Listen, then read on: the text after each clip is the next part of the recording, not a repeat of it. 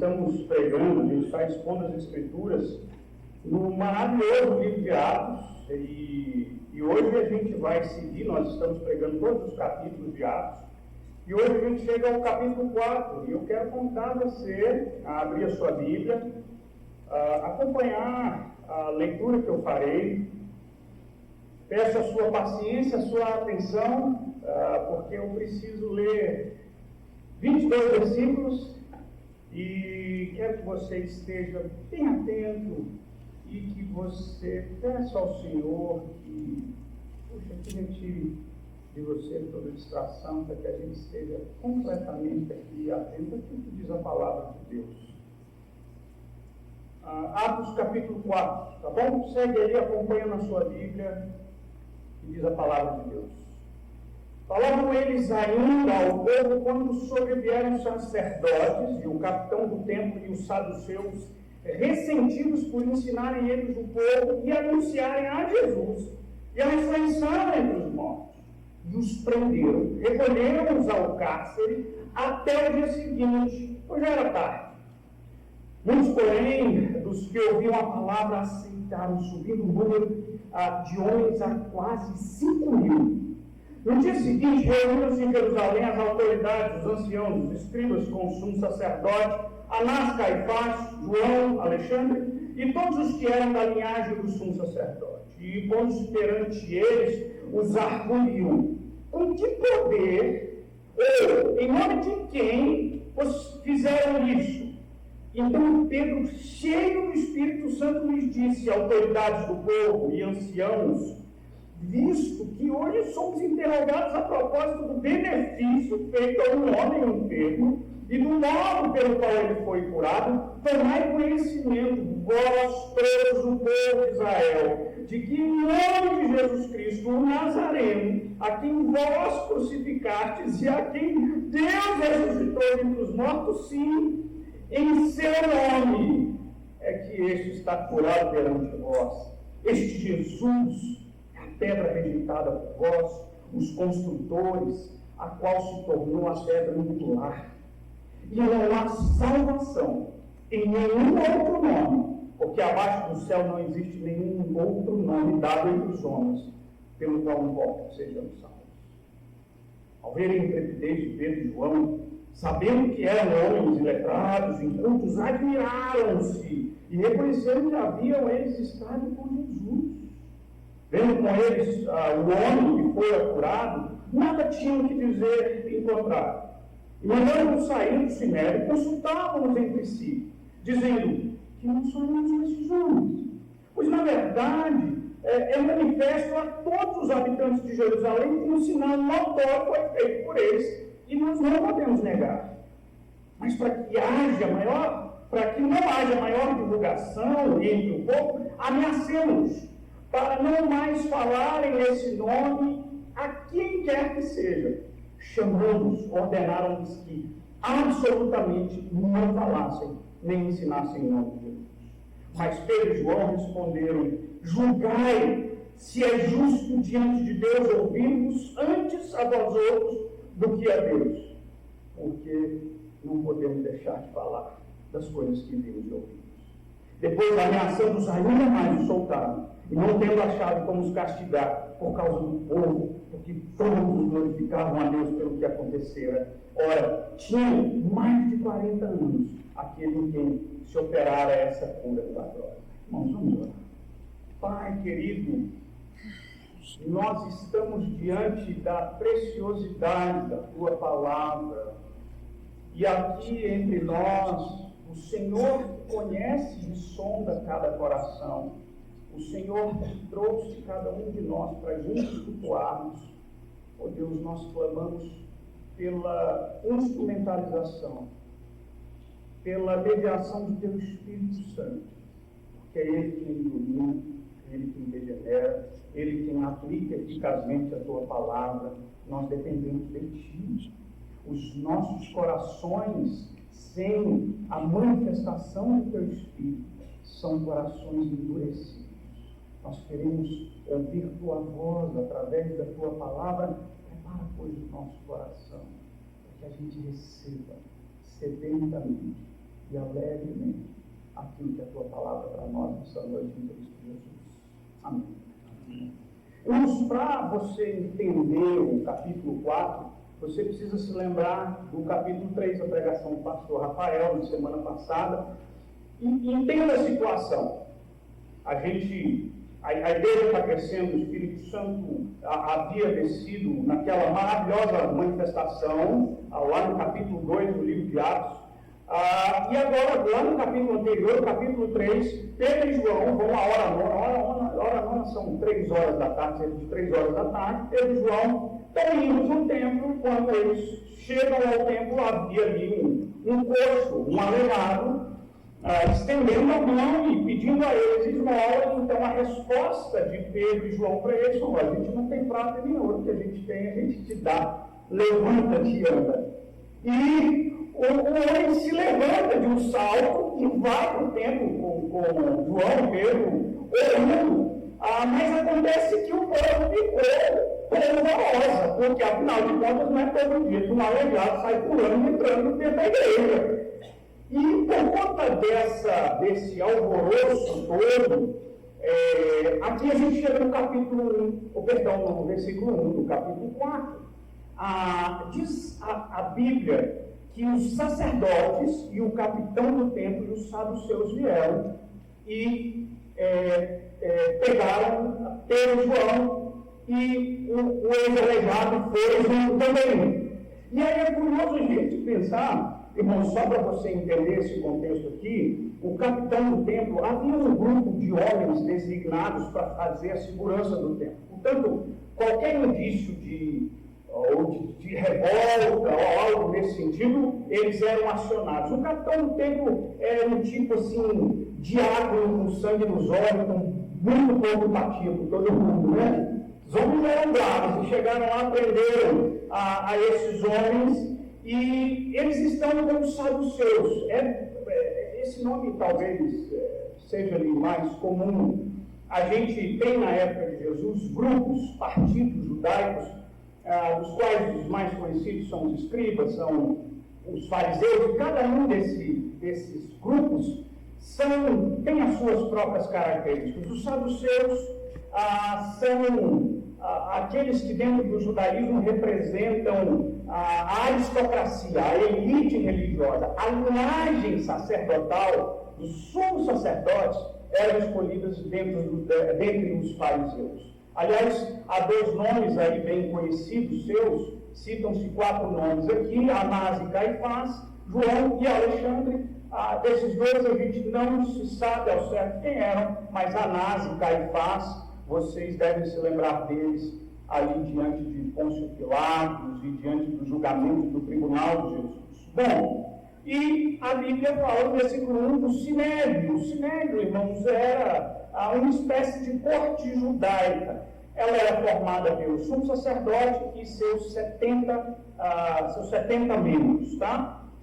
O versículo 2 diz que eles estavam ressentidos. Essa é a tradução da Ara. A tradução da NVI, ela diz que eles estavam perturbados. A ideia aqui é que eles estavam incomodados com a história da cura daquele homem coxo. Eles estavam incomodados também porque a multidão daqueles que criam era crescente de forma exponencial.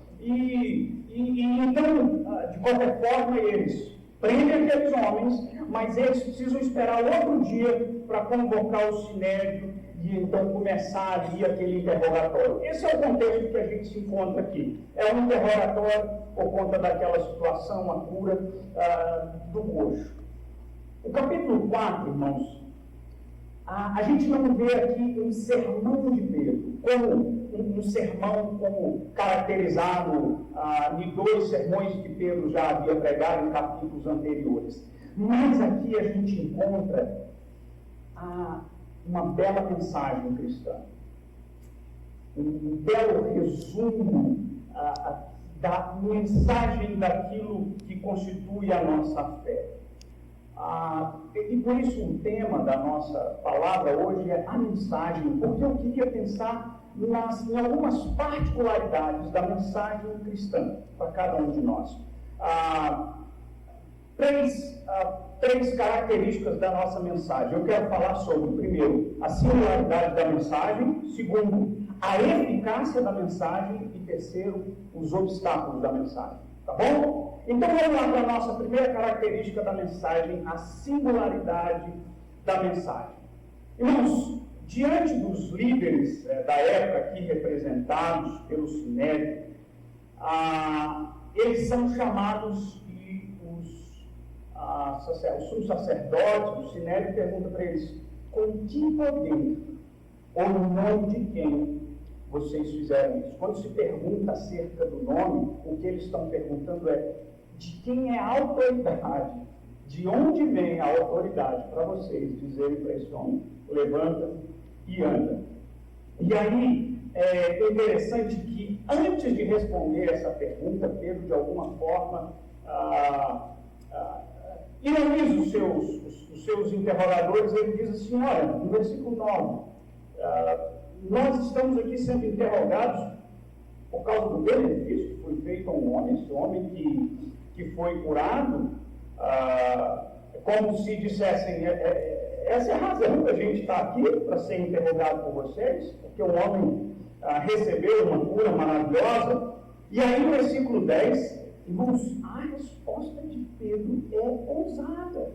E ele diz assim: em nome de Jesus Cristo. E aqui abre-se um parênteses, tá? A gente vai falar um pouco quando a gente falar na eficácia da mensagem.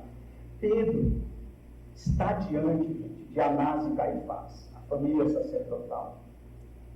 Esses homens que haviam entregue Jesus nas mãos de Pôncio Pilatos e haviam armado aquele tribunal para que Jesus fosse morto. Eles mataram Jesus.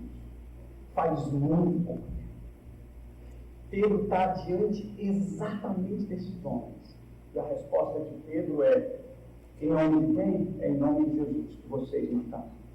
Mas Deus ressuscitou. É em nome desse Jesus. Ele foi pedra rejeitada por vocês.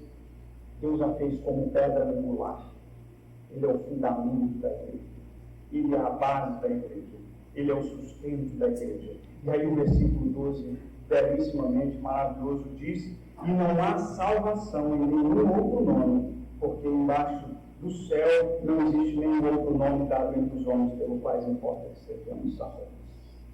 Irmãos, o que eu quero chamar a sua atenção é para a resposta central de Pedro. Quando ele é perguntado: como vocês fizeram isso? Ele diz: é na pessoa de Jesus. A gente precisa se lembrar que o Evangelho mostra para nós a singularidade de Cristo Jesus. Não há salvação em nenhum outro nome, somente através de Jesus. Irmãos, essa mensagem, ela é desafiadora para os nossos dias. Sabe por quê? Porque a gente vive numa cultura que a gente pode caracterizá-la dentre outras coisas como pluralista e como relativista. E quero tentar explicar. A gente vive numa cultura que não lida bem com a afirmação da verdade. Como assim você pode dizer que você tem a verdade? A gente vive numa cultura que aceita verdades no plural. Essa cultura não lida bem com o estabelecimento de um determinado padrão de conduta. Não lida bem com nós determinarmos aquilo, ou nós dizermos ou afirmarmos que nós temos consciência daquilo que é certo e daquilo que é errado. Essa cultura plural e relativista, ela diz para mim e para você que você determina as suas escolhas, você determina o que é certo para você, e o que é certo para você não é necessariamente certo para mim. Tende-se a afirmar que todos os caminhos levam a Deus. Mas a Bíblia diz que Jesus é o único caminho que leva a Deus. Percebe a singularidade da nossa mensagem? O quanto que essa mensagem, às vezes, ela pode soar ofensiva aos ouvidos cristãos. Deixa eu te dar um exemplo aqui. Talvez você já tenha ouvido alguma frase semelhante quando, ao compartilhar a sua fé cristã com alguém. Você já ouviu alguma resposta semelhante a essa? Como pode existir apenas uma fé verdadeira? É arrogância afirmar que a sua religião é superior e tentar converter a todos. Certamente, todas as religiões são igualmente boas e válidas. Percebe a afirmação que diz: não tem uma verdade. Há muitas verdades e todas elas são igualmente boas e válidas. O Kevin DeYoung, comentando esse texto, ele diz que nós transformamos a mensagem do Evangelho em uma verdade, uma mensagem personalizada, psicologizada e pragmatizada. Essa é a religião cristã para muitas pessoas. Ela é personalizada por quê? Porque a gente diz assim: você gosta dessa religião? Então permaneça nela. Você se adequa a ela, ela te faz bem, sem problema. Ela é psicologizada porque a gente acha que a religião ela é boa, é ruim, ou ela é justificada. Ela te faz bem, ela te faz você sentir bem, ela te traz paz interior. E ela, por fim, ela é pragmatizada, porque a gente diz assim: ela funciona para você, funciona para você, está valendo. Irmãos, presta atenção numa coisa, olha como é o desafio da singularidade da mensagem cristã. As pessoas tendem a achar que a mensagem cristã é arrogante, porque ela se considera superior a outras e ela é até intolerante e perigosa por isso, porque ela não suporta ou ela não lida bem com a existência dessa pluralidade de religiões. Não é assim. Embora a gente precisa reconhecer que muita gente, sem entender a mensagem de Cristo, cometeu erros e atrocidades horríveis em nome de Jesus e em nome do Evangelho. Mas presta atenção comigo. Quando essas duas características que eu mencionei aqui, o pluralismo e o relativismo, eles são inconsistentes. Vamos ver se você me acompanha o que eu quero dizer. Por que eles são inconsistentes? Porque se eu afirmo que nenhuma verdade é superior à outra, eu estou pressupondo que a minha afirmação é mais correta que a sua. Está entendendo? Se eu digo para você, nenhuma verdade é maior do que a outra, ou cada um tem verdades igualmente válidas, eu estou partindo do pressuposto que a minha informação, ou a minha afirmação, ela é verdadeira. E, portanto, ela é superior à sua. Irmãos, o sociólogo Peter Berger, ele diz uma coisa interessante, ele diz que o relativismo relativiza a si mesmo. Ele não se sustenta.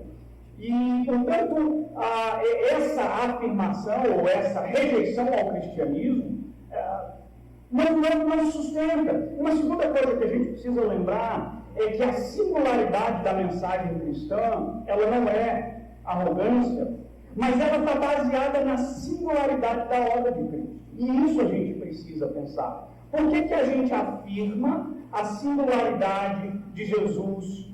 E parafraseando aqui Pedro e João, não há salvação em nenhum outro nome. Nenhum outro caminho leva a Deus. A gente está dizendo isso porque Jesus afirmou isso. A gente está dizendo isso porque o Senhor Jesus é o único que fala acerca de si mesmo, afirmando e dizendo: eu sou Deus. Lembra da história dos discípulos? Filipe pergunta: Senhor, mostra-nos o Pai. Ele disse: quem vê a Deus é o Pai.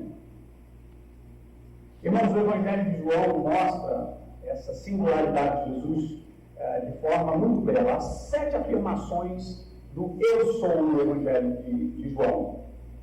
Eu sou o pão da vida, eu sou a luz do mundo, eu sou a porta das ovelhas, eu sou o bom pastor, eu sou a ressurreição e a vida, eu sou o caminho, verdade e vida, eu sou a videira verdadeira. Eu sou! Nenhum outro é. O C.S. Lewis argumenta isso de uma forma maravilhosa. Ele diz o seguinte: pense você, qualquer outro homem entre nós, faça a afirmação de si mesmo, dizendo: eu sou o pão da vida. Eu sou o caminho, a verdade e a vida.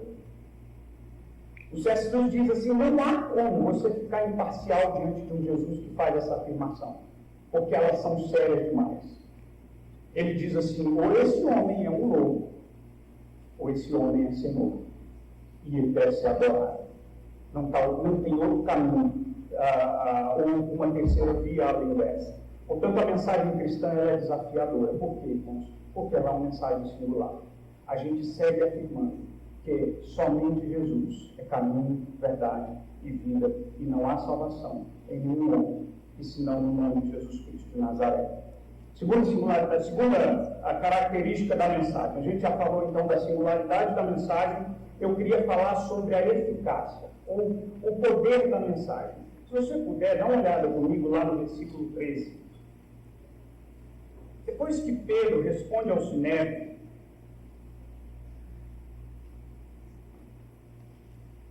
o evangelista Lucas, que é o autor aqui do livro de Atos, descreve a reação do Sinédrio. No versículo 13 ele diz assim: ao verem a intrepidez de Pedro e João, sabendo que eram, olha o que diz a Bíblia, eram homens iletrados, incultos, admiraram-se que haviam eles, admiraram-se e reconheceram que eles haviam estado com Jesus. Olha que coisa curiosa para você entender bem a reação desses homens. A nossa tradução aqui, a Ara, é a tradução quase que literal da palavra grega agramatória. Sem gramática, sem palavras, ou sem... A grande verdade é que esses homens não eram iletrados no sentido de que não sabiam ler. Eles eram homens simples. Há outras versões que dizem que traduz esse agramatório como eram homens comuns, tá? A outra palavra, quando diz que eles eram iletrados e eles eram incultos, sabe qual é a palavra grega aqui? É idiotário. Não porque a palavra tem a mesma conotação que tem a palavra portuguesa idiota, mas porque está se referindo a esses homens. Eles não frequentaram uma escola rabínica, eles são leigos. Eles são, entre aspas, despreparados. E de repente Pedro dá uma resposta dessa e eles estão dizendo: gente, onde essa turma está aprendendo esse negócio? Como é que eles estão articulando essas verdades dessa maneira? E aqui, irmãos, é que eu quero falar da eficácia dessa mensagem. Irmãos queridos, a gente precisa estar muito atento, e eu faço esse apelo a você que acredita no Evangelho, que é portador dessa mensagem. Nós nos esquecemos, com muita frequência, de que o mundo que a gente vive é hostil ao Evangelho. É hostil à nossa fé. Nos esquecemos de que nós lutamos contra forças espirituais, conforme o apóstolo Paulo diz, nas regiões celestes. A gente se esquece que o próprio apóstolo Paulo alerta aos Coríntios que o diabo cega o entendimento, para que não resplandeça a luz do Evangelho nas pessoas.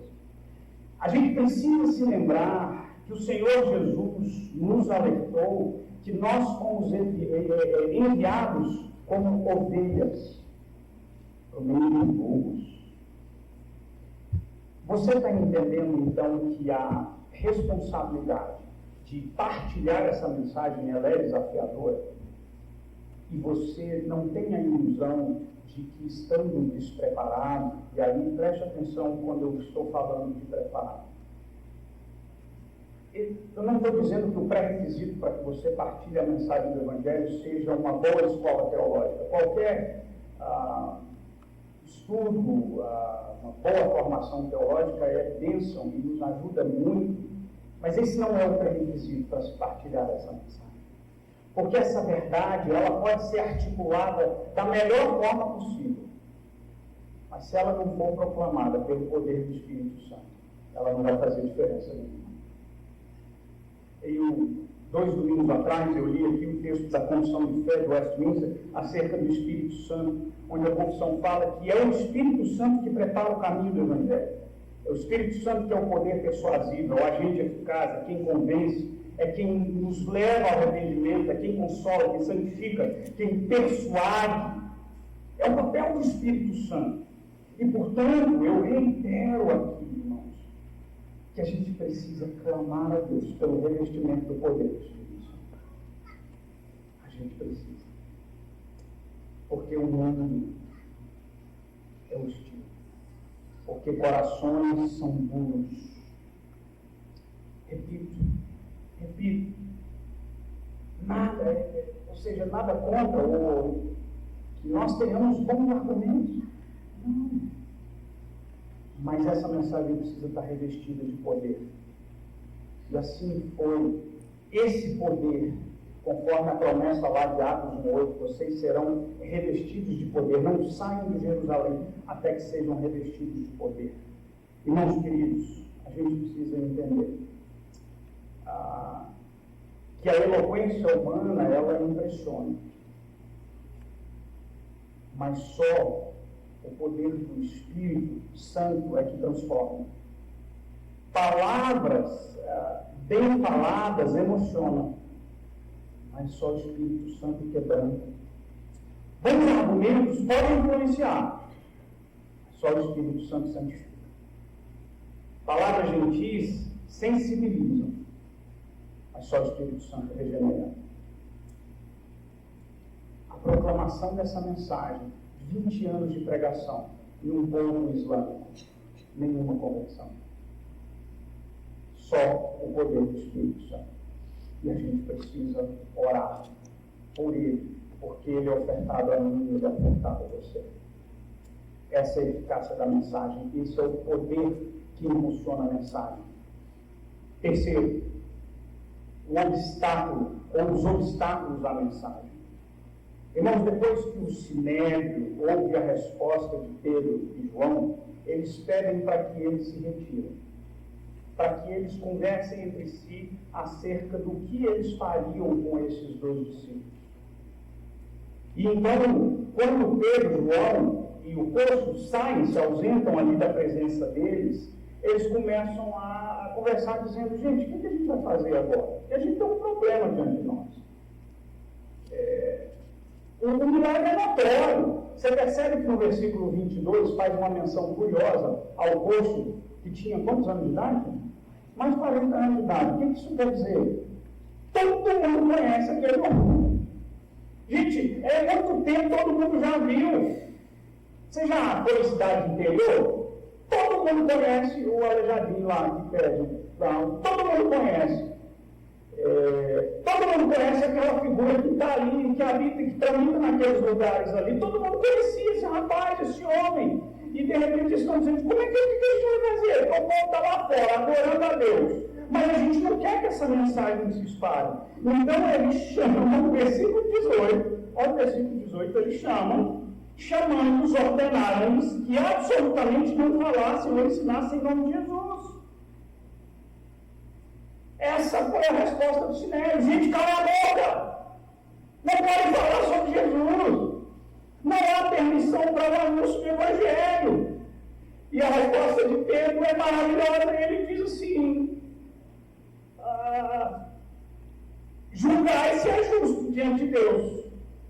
Ouvir a vocês e não a Deus. Versículo 20, ele diz: a gente não pode deixar de falar das coisas que vimos e ouvimos. O texto diz que eles ameaçam mais os discípulos, e então eles mandam embora os discípulos. Mas a afirmação de Pedro é corajosíssima. A gente não pode deixar de falar. A gente não pode. Irmãos, Pedro sabia muito bem dos riscos que ele corria. Eu já disse, era Anás e Caifás que estavam ali, essa linhagem sacerdotal. Eu quero que você reflita sobre algo importante que tem muito a ver com a nossa vida e o exercício da nossa fé cristã nos tempos de hoje. O problema não é somente que a gente viva numa sociedade pluralizada. O problema é que, de alguma forma, eu acho que é um obstáculo também, um desafio à proclamação do Evangelho, essa sociedade que a gente vive, ela também secularizada. Ela tem distanciado os valores cristãos ou qualquer valor religioso do dia a dia, da vida pública. A nossa cultura ocidental, ela foi construída em cima desse pressuposto.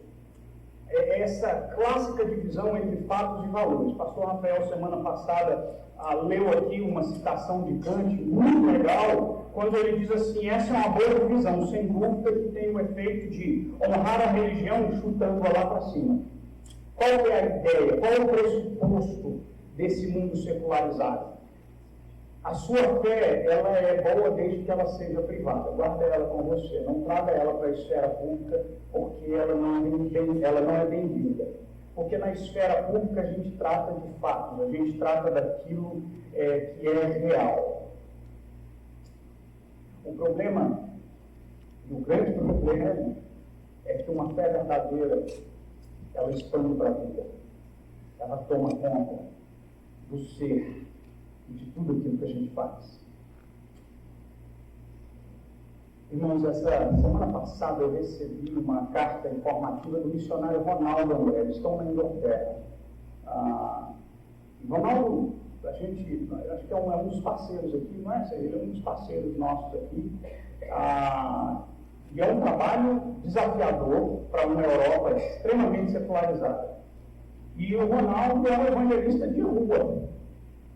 Old school. Vai para a rua, bota um plaquinha ali, só Jesus salva, e vai falar do Evangelho. E ele, na sua última circular, ele partilhou algo maravilhoso. Ele disse que nesse dia foi um dia desafiador, e ele deu testemunho aqui de algumas pessoas que ouviram a mensagem. Ele fala sobre uma moça chamada Alexia. Ela chegou ao grupo com aproximadamente 8 a 6 moças, entre 16 e 18 anos de idade. E quando a gente pregava o Evangelho, dizia ele, elas começaram dizendo que não queriam ouvir. Cala a boca, a gente não quer te ouvir. Então essas meninas vão embora e a Alexia fica.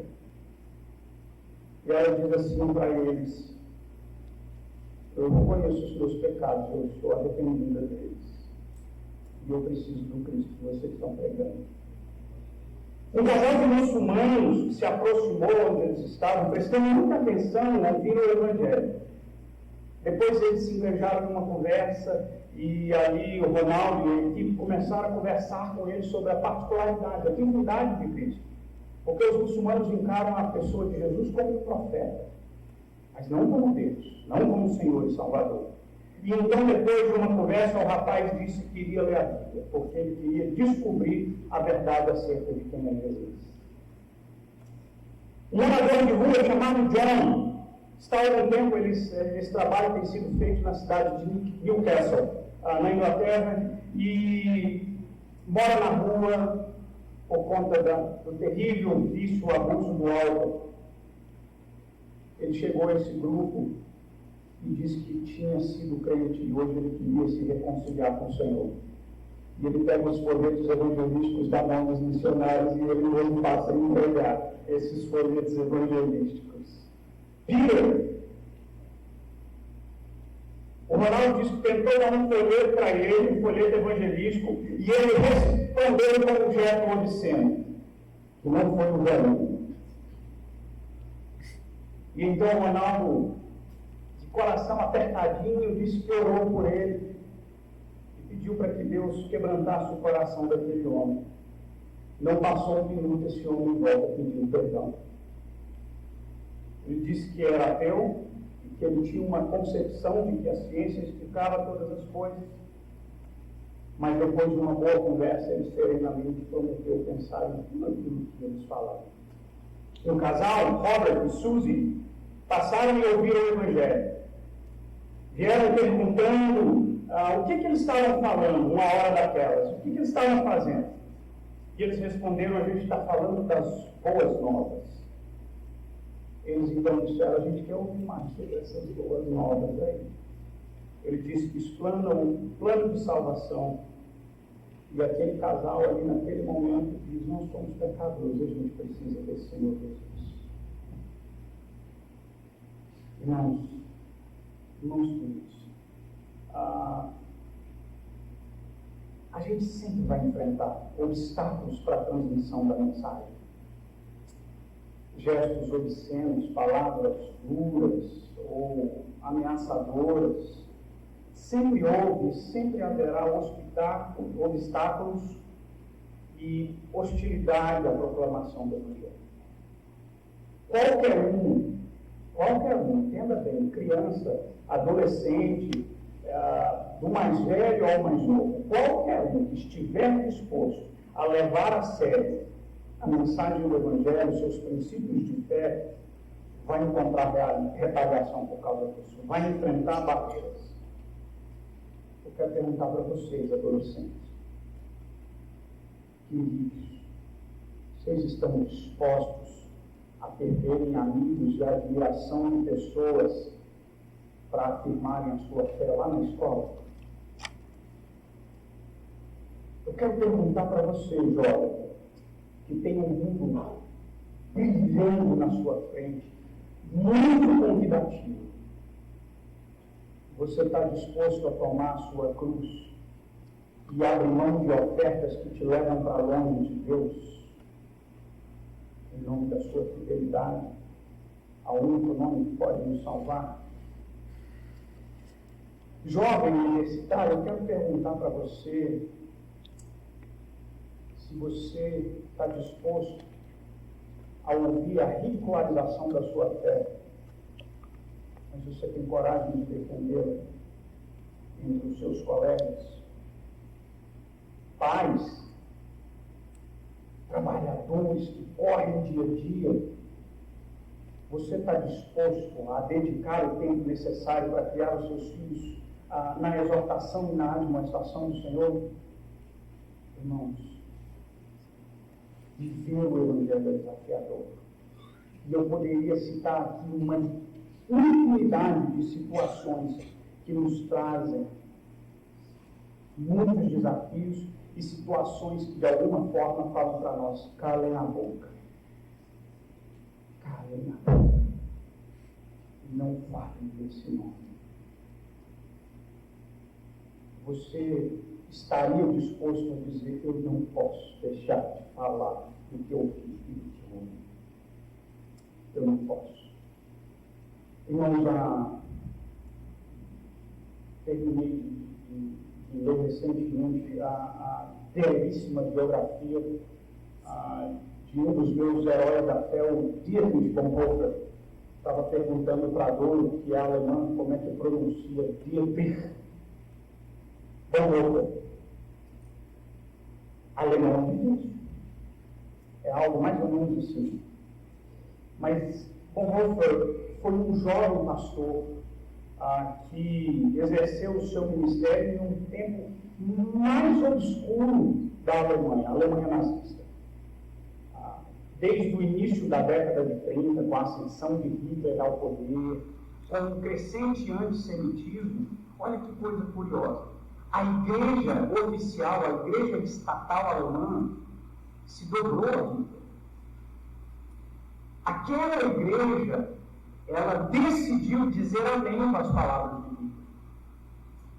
Bonhoeffer foi sempre um campo, resistindo, dizendo: não pode, está errado.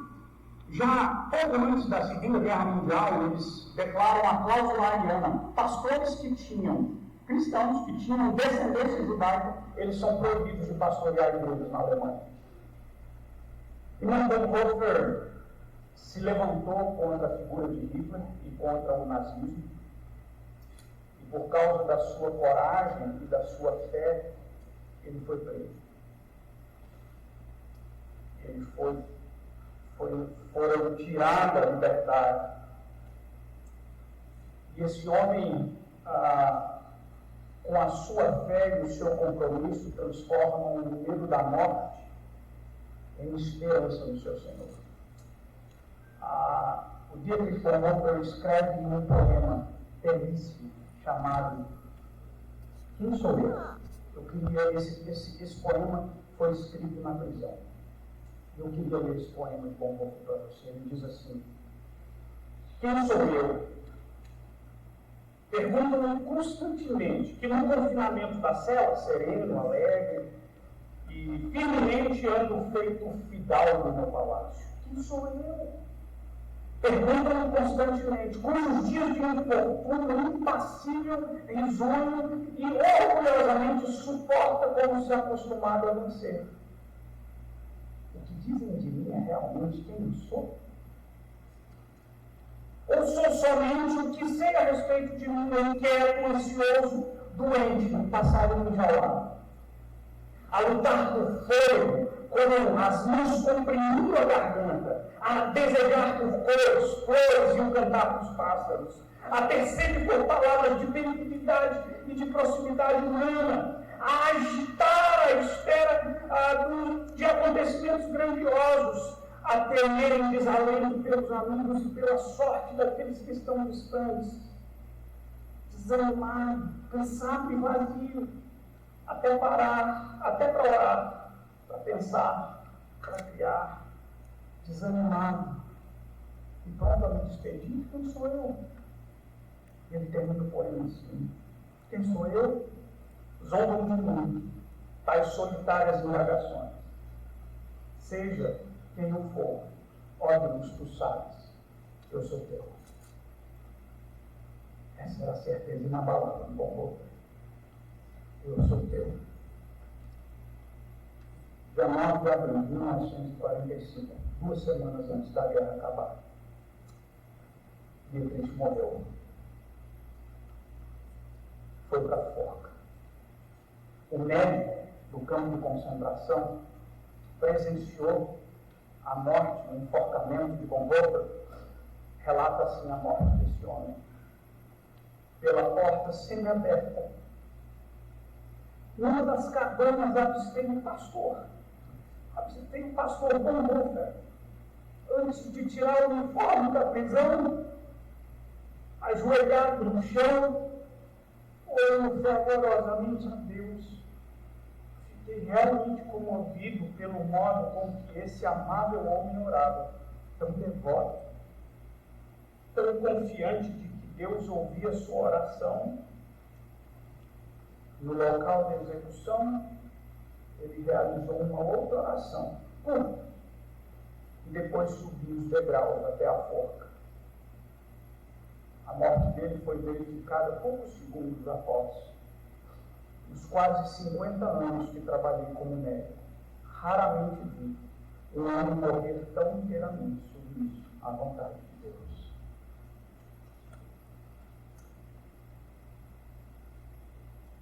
Não posso deixar de falar do que vi e ouvi. É tão lamentável que nós nos calemos por situações tão mais amenas. É tão lamentável que a gente silencie diante de algo tão menor. Vidas como de Bonhoeffer, irmãos, me inspiram. Porque eu realmente penso, se eu tenho a coragem de um homem como esse, e às vezes, a sinceridade do meu coração, eu acho, Deus, não sei se eu dou conta, não. Irmãos, há obstáculos à vida cristã. Você cantou aqui na cruz. Você disse que ama a mensagem da cruz.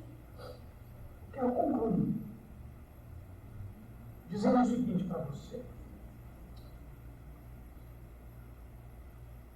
As pessoas costumam dizer, portanto, que a nossa fé cristã ela é exclusivista. Mas preste atenção numa coisa, sob um certo ponto de vista, Toda religião é de alguma forma exclusivista. Sabe por quê? Porque ninguém opta por uma confissão de fé ou adesão religiosa sem abandonar uma outra. Se eu escolher uma coisa, é uma escolha que é feita invariavelmente em detrimento de outra. Não é verdade? O cristianismo, ele afirma a singularidade de Cristo. Não pode deixar de afirmar. Porque veio um outro rei, veio a esse mundo, viveu uma vida santa e perfeita, morreu e ressuscitou. Nenhum outro homem nesse mundo foi tocado nas suas feridas. Nenhum homem que pisou essa terra foi assunto aos céus e está à direita de Deus Pai. Nenhum outro homem nesse mundo se chama Jesus, que recebeu o nome que está acima de todo nome de ninguém. Por isso a singularidade desse evangelho. Mas presta atenção numa coisa, olha, eu sei, e com muito pesar, a gente precisa admitir que a igreja, no decorrer da história cristã, errou demais. Mas para quem conhece o Evangelho verdadeiramente, a essência do Evangelho, sabe que o Evangelho não me permite nenhum traço de arrogância, nenhum ato de intolerância. A despeito, nós podemos ter as discordâncias maiores, mas elas precisam ser colocadas em amor. Sabe por quê? Porque o Evangelho tira a nossa arrogância, porque ele nos nivela a todos como pecadores, eu e você, gente. Ninguém aqui tem mais mérito do que ninguém, porque a nossa salvação foi nos concedida nos méritos daquele que não pecou. Nós somos iguais. Não interessa a sua idade, o seu dinheiro, o seu status, o seu nível de conhecimento. Eu e você somos pecadores e sem Cristo a gente está perdido e condenado.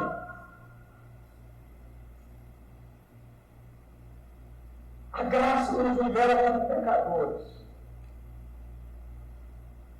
Por outro lado, o cristianismo é a mais, digamos, inclusivista de todas as confissões de fé.